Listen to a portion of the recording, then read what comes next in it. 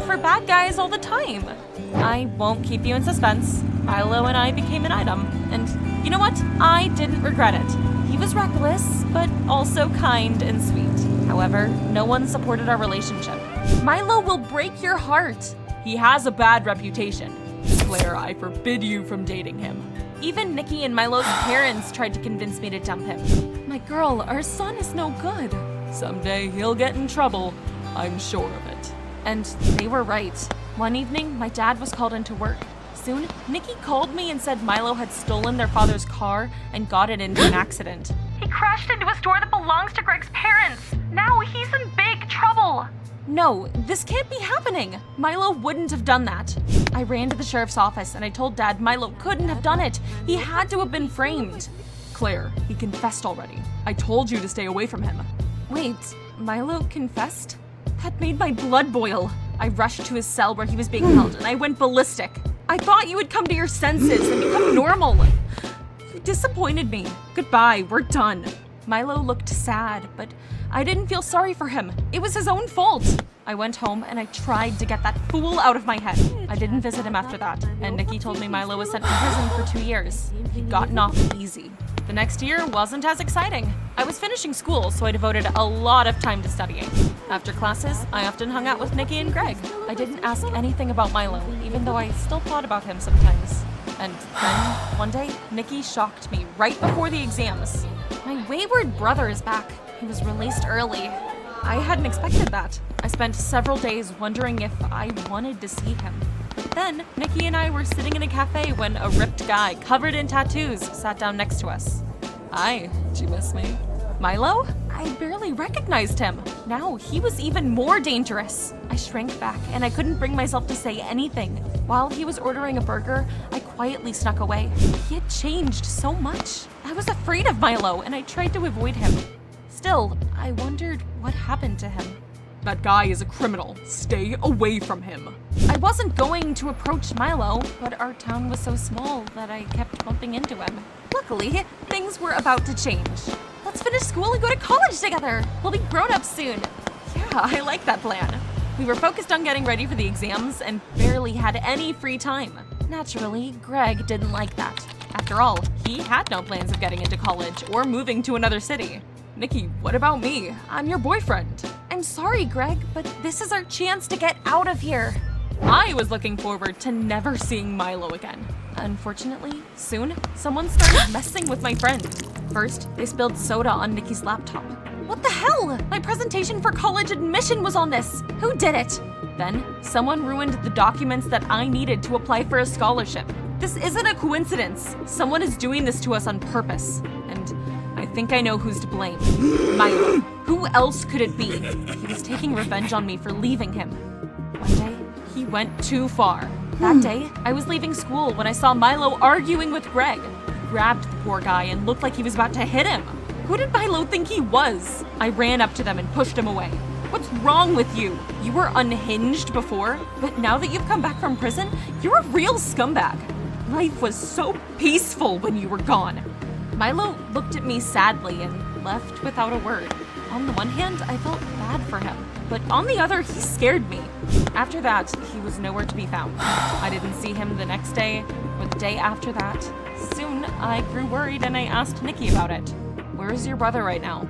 I don't know. He hasn't been home in several days, but our parents don't care. I was surprised by that. He was their son, after all. Why wasn't anyone worried about him? Then, Greg said he'd seen Milo driving towards the forest, so I headed there. After all, we used to be close. I left the city, and when the road ended, I headed deeper into the forest. Damn, I really should have changed my clothes and told Dad where I was going. But now it was too late and there was no signal. I was walking through the forest for quite a while when I finally saw a tent, a campfire, and a familiar motorcycle. All of a sudden, I heard a crunch of a branch behind my back. I turned around and saw Milo right in front of me. He was looming over me like a forest monster. I jerked back, stumbled, and fell into a puddle. Are you always going to react to me that way? That's when I realized how dumb I was acting. I was alone in a forest with a criminal, and I had no idea what he was capable of. But all Milo did was help me up. Even though he looked scary, his eyes were kind and a little sad. He led me to his camp and sat me down by the fire. What are you doing here? What else was I supposed to do? You're all afraid of me and you think I'm a criminal, so I decided to become a hermit. But you really did commit a crime. Milo smirked and said it wasn't true. He hadn't even been to prison. My parents just paid a fine and sent me to live with my uncle in Canada. I spent the last year working at a sawmill. As you can see, I worked out a lot, and I got a couple of tattoos. When my uncle got sick, I came back.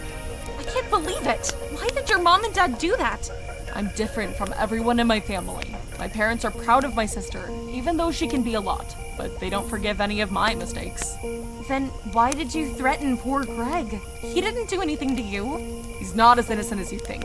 I saw him pour soda on Nikki's laptop, and he was the one who ruined your documents. Someone had to teach him a lesson. What? Had Greg really done that? Or was Milo just slandering Nikki's boyfriend? I didn't know who to believe anymore. But then I saw the light of a flashlight, and my dad came up to the fire. Get your hands off my daughter. Dad, this is a misunderstanding. I came here by myself, but he didn't listen to me. He just grabbed my hand and dragged me towards his car. It turned out that Greg had told my dad I was looking for Milo in the forest. I kept asking Dad question after question once we got in the car. Tell me the truth. Milo wasn't in prison, was he? Dad scowled, but eventually did tell me the truth. He was staying with his relatives in Canada. Why would you lie to me?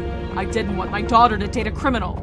Wait, did Nikki know about this? Has she been lying to me this whole time too? Trust me, Claire. We did it for you.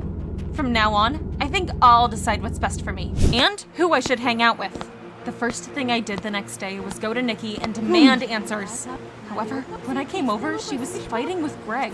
I can't hide the truth any longer. My brother might not be perfect, but he's not a criminal. Shut up. We aren't telling anyone anything. You're so mean, Greg. Milo ran away from home. Mom and Dad are not looking for him, and everyone in the city is afraid of him. I can't keep quiet any longer. Things have gone too far. What was going on? I came up to them and I demanded an explanation. Lying was pointless. It wasn't Milo who stole Dad's car a year ago. Greg and I did it. I was the one behind the wheel. I lost control of the car and I crashed into Dad's store. We would have been in for a world of trouble, so I called Milo and I asked him to take the blame. Everyone already thought he was a troublemaker anyway. This way, I could still go to college. I can't believe it. How could you do something so despicable to your own brother? You and Greg really deserve each other. What do you mean, Claire? Greg, you want to tell us who broke Nikki's laptop and ruined my documents? Or should I? Greg looked down guiltily. What? Was it you? I didn't want you to go to college and leave me. You and Claire should stay here. I left them and I went to look for Milo. I had been so wrong about him. Milo wasn't some criminal covered in tats, but a noble guy who was ready to sacrifice himself for the sake of others. He had been treated so cruelly. I felt incredibly guilty. I left town and I went deep into the forest. However, when I got there, I didn't find Milo's camp. He must have put out the fire, picked up his things, and left. Milo was gone. Oh no, if he left now, I would never see him again. I hurried back. Where could he be? I was running around town, hoping for a miracle. And then it happened. I saw his motorcycle at an old gas station, and Milo next to it. I breathed a sigh of relief, and I shyly came up to him. Nikki told me everything, so I know you're innocent. I'm so sorry I broke up with you when you needed me the most. Well, it doesn't matter now. My uncle's been discharged from the hospital, and I'm moving back with him. I have no reason to stay in this city. Everyone here thinks I'm a monster. I don't think that, Milo. I see the real you. You're noble and you're caring. I don't care if no one else sees it. Please, don't leave. I would be happy to stay, Claire, but even my own parents don't want me here. I should just disappear. Take care of yourself. Milo got on his bike. I was frantically searching for words to convince him to stay. And then his parents and his sister suddenly ran up to us. Son, wait! Nikki told me that you took the blame for her. You acted like a real man. You don't have to leave. I'm sorry we always said you were nothing but trouble. While Milo was talking to his parents, Nikki came up to me. Greg and I are done. He looks like an angel, but he's rotten inside. Why did I never see it before?